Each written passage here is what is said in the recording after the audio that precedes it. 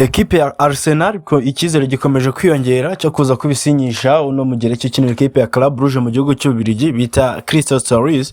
Ni nyuma yuko umunyamakuru umwe mu banyamakuru bakomeye cyane cyane muri kino gihugu cy'Ubugiriki n'ubundi ndetse no ku mugabane w'Uburayi n'umwe mu banyamakuru bazwi bamwita Dimitris Maniakosi abinyujije ku rukuta rwe rwa X amaze kwaduha update ku bigendanye n'ino transfer ndetse abandi barimo Fabrizio Romano akemeza yuko icyari gitegerejwe n'undi muri ekipe ya Arsenal ari isohoka ryitwa Trosaard kugira ngo baze kuba basoza ino deal.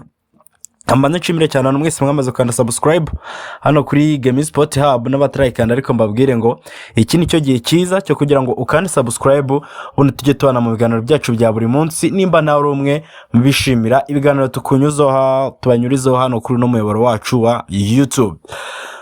Wibuke ukanda like kuri ino video, wibuke kujya muri comment section uditekerezo cyawe ubundi sharing ino video inshuti zawe zose tujye tugumya tubane 5 kuri 5. Tudatinze ikipe ya Arsenal murabizi neza ko ari imwe mu ekipe amaze igihe kinini arimo avuga ku isoko cyane cyane ariko ry'abataka cyane cyane nabwo abataka cyase abakina banyuze ku ruhande abazwi nk'abawinga.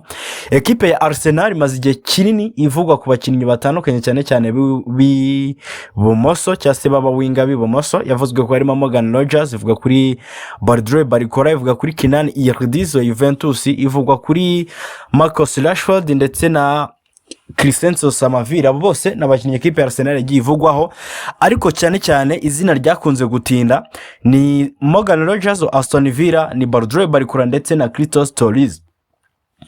Mu minsi yashize nibwo nababwiye yuko kimwe mu byo Andrea Bertha arimo ateganya ndetse na Arsenal nukuza gutunga abakinnyi babiri baba winga bashyashya biri buze kudependinga nuko bari bimeze. Uwitwa Trosaard already we deal yo yamaze kubirangira agomba kuba yerekeza muri equipe ya Besiktas ndetse uyu munsi yanatangajwe na Besiktas n'amafoto yafashwe ari kumwe na president wa equipe.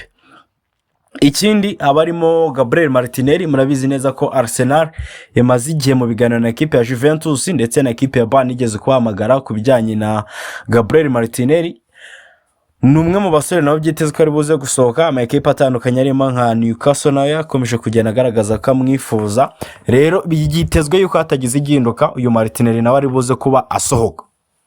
Kuri gahunda y'uwitwa Andrea Bertha arifuza kuza gusinyisha abandi bakinnyi babiri nanone bafite profile zijya gusa nk'izabo bari basanga nyine aribo Martinelli ndetse na Trosaard. Icyambere ruvuga ngo turaza gukenera umukinnyi umwe mwiza uri world class ku kijyanye n'imibare amafaranga ndetse na profile yaho kinaga n'ibindi. Aho niyo mpamvu arimo havugwa amazina cyane nka Morgan Rogers, akavugamo Barakurikira. Hakomeza kuzamuka ibitekerezo byo kuba Morgan Rogers yakoreshwa nka nimero 10 hakahita haziramo irindi zina ryitwa iraza. Abo bombi batatu icyo bahuriyeho ni abakinnyi beza bakinaga mu mashampiyona meza ndetse n'ama equipe meza. Binasobanuye ko nyine igiciro cyabo kiri buze kuza kuba kiri hejuru cyase bafite igiciro gihenze cyane ko ama equipe yombi. Equipe irimo isaba amafaranga make ni Juventus, irimo irasaba miliyoni 100 kuri deal kugira ngo ijye mu biganiro, izindi zose ni miliyoni 130 nkuko byamaze kuba bitangazwa.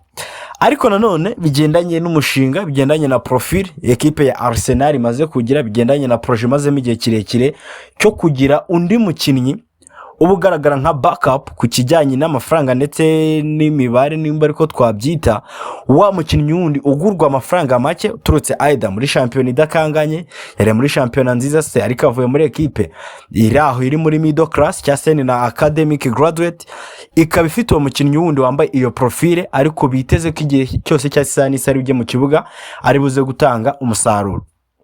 Nuko equipe ya Arsenal yagiye isinyisha abakinnyi batandukanye abarimo nkuno Mikel Merino muramuzi ko bamuguze ku mafaranga make, isinyisha Trosaard icyo gihe mwiza ryiwe yaguzwe miliyoni 27, icyo gihe bari bishyuye miliyoni 20, izindi zindwa zishyira mu add-ons avuye muri equipe ya Brighton and Hove Albion.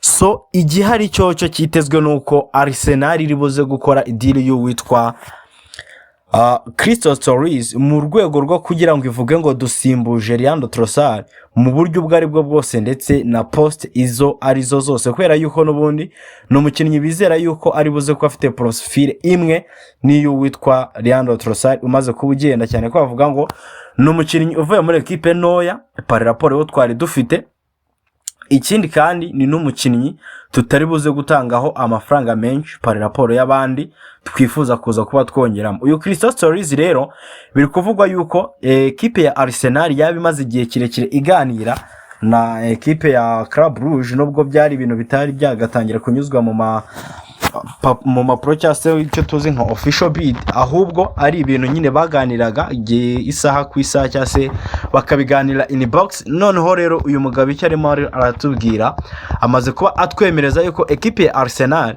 ndetse na Club Brugge zamaze kuba zumvikana amafaranga miliyoni 40. Ubwo ni ibiganiro byari byitezwe, kwera yuko we yabigize agira ati the Arsenal are expected to send the formal bid for Christos Tzolis in a range of 40 million and 45 million, and that is expected to be accepted as that is enough according to the negotiation between two clubs behind the doors.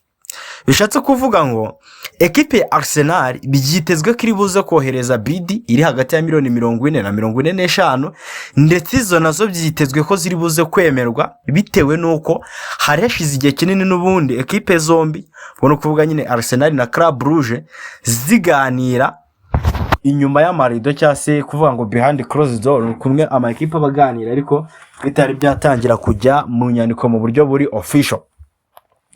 Ikindi bagakomeza bakubwira ngo ekipe ya Arsenal yamaze kuba yumvikana ibijyanye n'amapersonal terms n'uwitwa Christos Tzolis.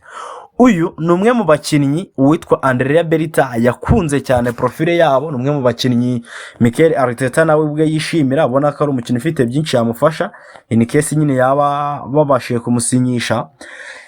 Bigendanye na sezo yagize sezo nziza mu by'ukuri, cyane ko mu mikino yakinnye 54 ngira ngo yabasha kwatsinda itego 22, atanga assist 29 mu marushanwa yose arimo akina equipe ya Club Brugge, ndetse ibyo ni nabyo byari byatumye mu equipe menshi atandukanye agenda amwifuza.